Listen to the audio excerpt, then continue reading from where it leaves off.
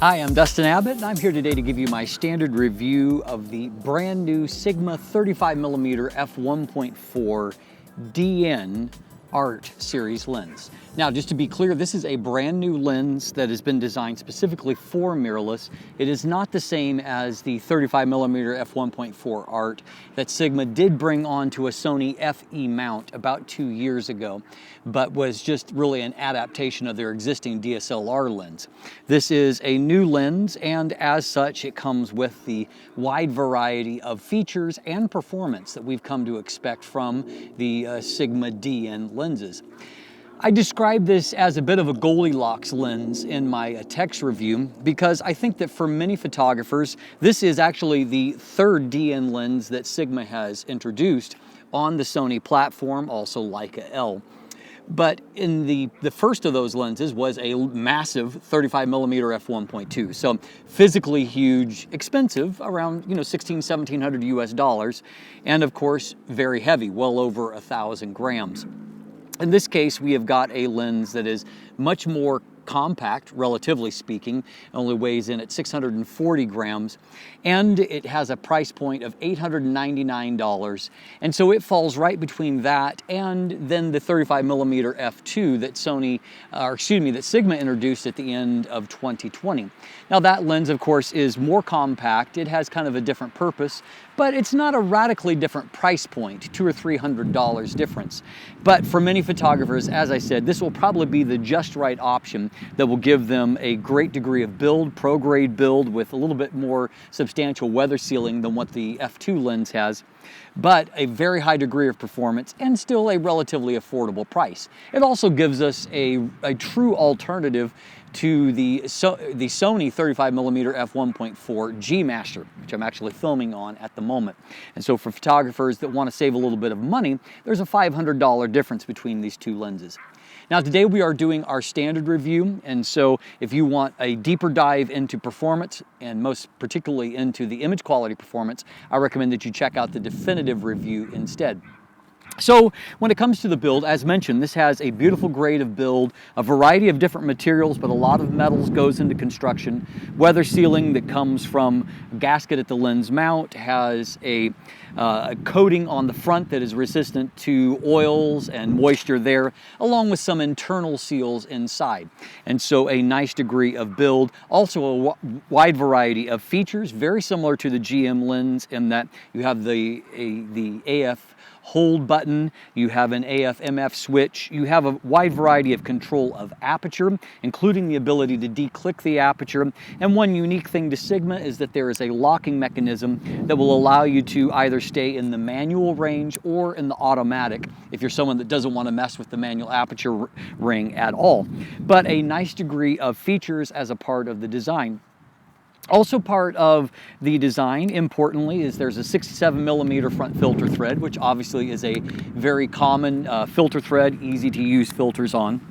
There are 11 rounded aperture blades inside, and so that gives you the nice flexibility of keeping a very nicely circular shape, as you can see here, even as you stop the lens down. And the lens does have nice geometry in that it retains a fairly circular shape even towards the edges of the frame.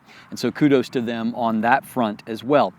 Our minimum focus distance here is 30 centimeters, right at a foot, and you have a useful 0.19 times magnification. As I said, useful, but not as good as the GM with a 0.26 times magnification. Autofocus here is fantastic. It has a STM or stepping motor, but really I think what helps autofocus to be so quick is that they have cleverly designed the lens to where there is just one element in the middle of the optical formula that needs to be moved. And so it doesn't require a massive amount of torque. It moves very quickly. It is near instantaneous to go from a close focus subject to an infinity focus subject. And I saw very, very speedy results. I never heard any kind of focus sound. And in fact, if we take a look at our focus pulls, we can see how quiet it really is in operation.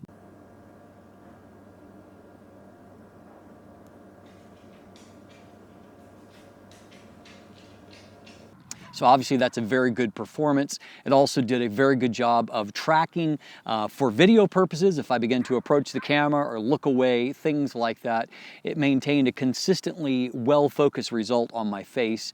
And so kudos to them on that. It also showed great stickiness when shooting portraits on either a human eye or in shooting, pet IAF on little Loki. And so I got really just great autofocus results. No matter what application I was in, what the subject was, it just did a great job. And so not a bit of hesitation of recommending the lens when it comes to its quality of focus, which is fantastic. It is also perhaps the sharpest 35mm lens that I have ever tested. In fact, it's even a hair sharper than what the 35mm F1.2 was, which is remarkable at equivalent apertures. So this is an incredibly sharp lens, and there's only the tiniest bit of fall off at F1.4 and the absolute last degree of the corner performance, but it's extremely sharp across the frame, very high contrast, so much high contrast and resolution that some portrait photographers may find it a little too intense in terms of its resolution. Though I find that the useful part of that is that very often you're going to use a 35mm lens for an environmental portrait, and having just really high sharpness does mean that even if you're shooting an environmental type situation, you can shoot at f1.4 and not worry about needing to stop down to get additional resolution. So to me, that does have some very useful value. And I always say that I would rather add softness to an image in post than I would try to artificially boost sharpness in an image. Also well controlled is that distortion is quite low. I used a +3 to correct, so just a tiny bit of barrel distortion. Vignette is not terrible either, only about right under 2 stops in the extreme corners and easy to correct for. And obviously you will get correction in camera for JPEGs and video. You just have to correct raw images in post.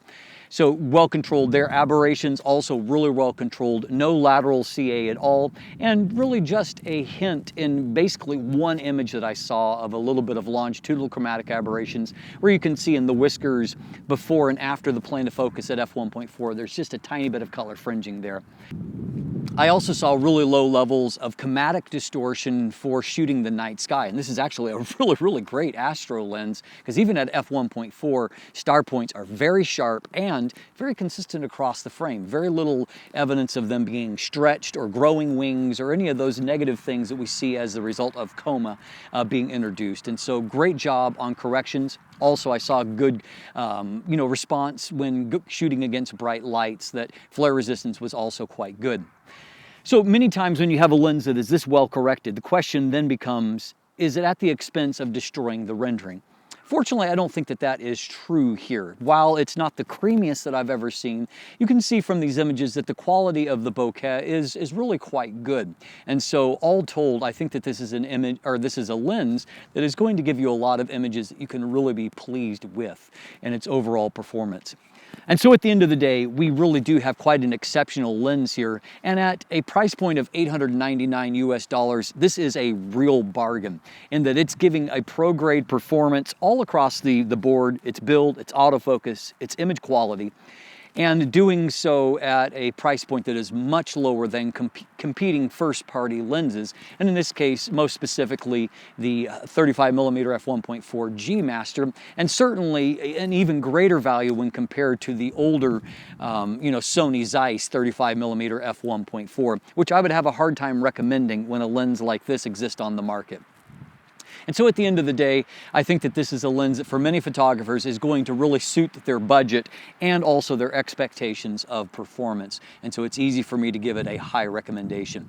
I'm Dustin Abbott, and if you look in the description down below, you can find linkage to the full text review. Also linkage to an image gallery if you want to check out more photos. There are buying links there, though this lens is brand new.